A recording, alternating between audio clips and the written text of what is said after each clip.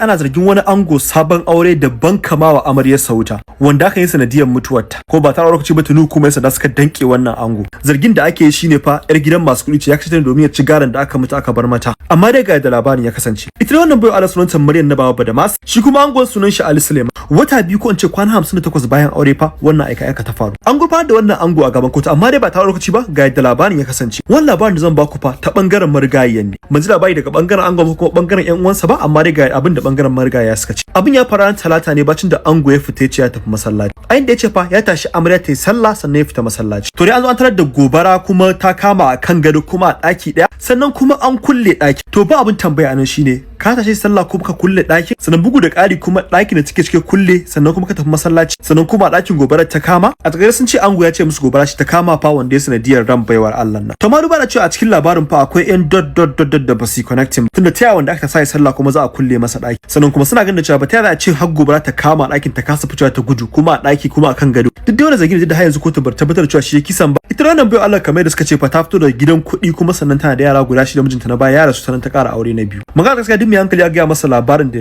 dangin matar suka faɗa fa dole zai fitar da zargi. Ka tashe ta daga bacci gobara ta kama tunda idan ta biyu ai ba ta zauna gobara ta kashe ta ba za ta nemi guduwa. Ya aka kulle ɗakin shin mistake ya manta ya kulle ɗakin shin dagayya ya kulle ɗakin Allahu alam. An dai gurfanar da shi a gaban kotu kuma kotu ta buƙaci da a rike shi fa sai an gama bincike an samo shirin da za a gurfanar da shi. Amma ba abin tambaye shi ne a matsayin ku na ƴan kallo kuna ganin da cewa akwai dashin gaskiya kan zargin da ake masa koko babu dashin gaskiya. Amma dai kamar aka saba idan wani sabon abu ya fito ni Alhaji Abis din